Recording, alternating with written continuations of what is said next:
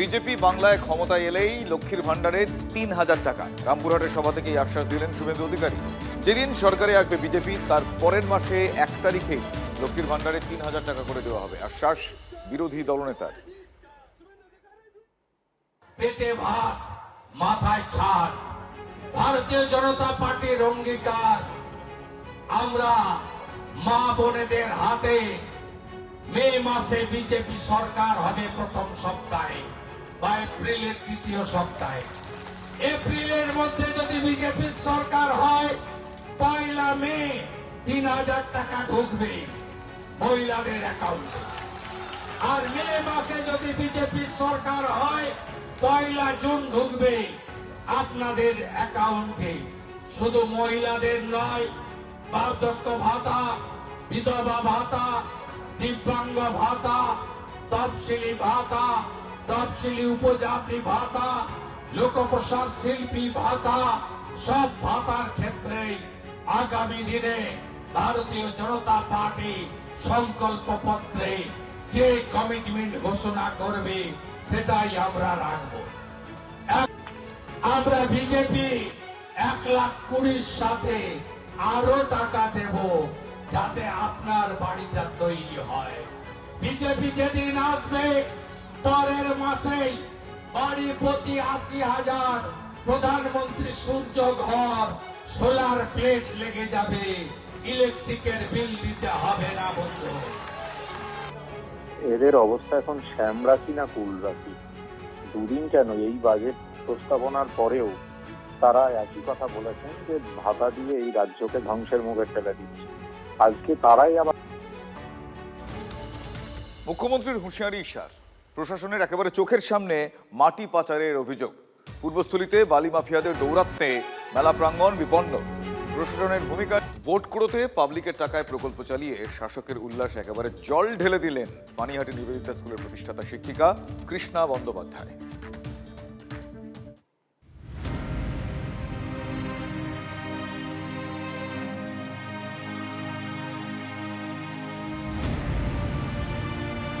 কতটা খারাপ লাগছে, মানে বিশাল খারাপ লাগছে। হাতে করে জিনিস তৈরি করা ভেঙে গেলে তার কত কষ্ট হয় নিজেরাও বোঝো। ১৯৬৫ সালে ৫০০ টাকায় ৫ কাঠা জমি কিনে প্রাথমিক স্কুল চালু করেছিলেন পানিহাটির ৩৫ নম্বর ওয়ার্ডের বাসিন্দা কৃষ্ণা বন্দ্যোপাধ্যায়। নিজে ছিলেন প্রধান শিক্ষিকা, সঙ্গে ছিলেন আরও কয়েকজন শিক্ষক। পরে স্কুল সরকারি অনুমোদন পায়। আমরা তো ঘন্টা বাজাতাম, আমি ঘন্টা নিজে কিনেছি, এখানে সব বোর্ড কিনেছি, তারপরে সরকারও 2টো বোর্ড দিয়েছে। সরকার যে কিছু দেয়নি এ কথা বলবো না। সেই স্কুল এখন আগাছায় ঢাকা। 12 বছর ধরে স্কুলের গেটে তালা। যে জায়গা একসময় শিক্ষার আলোয় উজ্জ্বল ছিল, এখন সেটাই আগাছায় ঢাকা পোড়ো বাড়ি। এলাকার লোক স্কুলের সামনের জমিতে কাপড় শোকান। সরকারি স্কুল, স্টুডেন্ট আসে না। শুধু এরকম এই নিবেদিতা স্কুল নয়, এরকম অনেক স্কুল আছে যা এই তল্লাটে, পানিহাটি তল্লাটে এরকম বন্ধ হয়ে গেছে।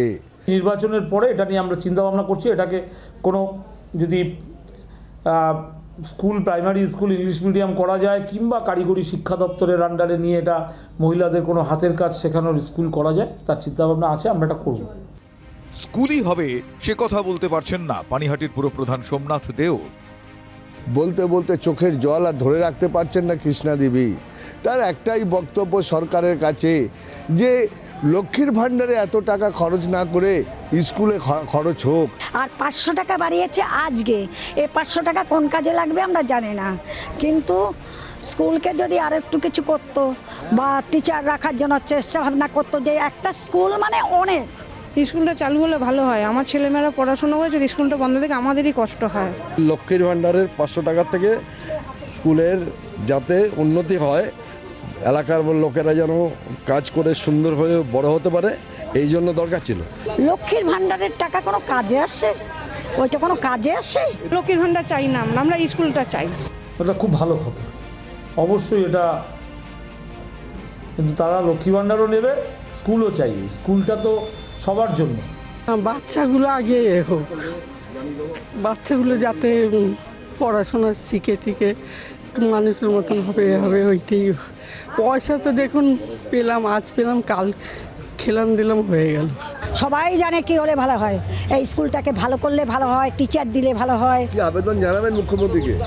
মুখ্যমন্ত্রীকে আবেদন জানাবো যে যে সমস্ত স্কুলগুলো ভেঙে পড়ে যাচ্ছে, এখানে আমাদের তরুণপল্লীতে নাটাগড়ে স্কুল নষ্ট হয়ে যাচ্ছে, সেই স্কুলগুলো যাতে আবার পুনরুজ্জীবিত হয়, ভালো করে তৈরি করা যায়। ছাত্র নাই দেখে টিচার আসে না, তা সুন্দর করে তৈরি করলে ছাত্রও আসবে, টিচার আসবে। যাতে ছাত্র আসে, যাতে টিচার আসে, সেই জন্য সবাইকেও উদ্যোগী হতে হবে, সরকারকেও উদ্যোগী হতে হবে। সরকারও যে বসে থাকলে চলবে না। আমরা ভাতা চাই না, আমরা ভাত চাই, পরিষ্কার কথা।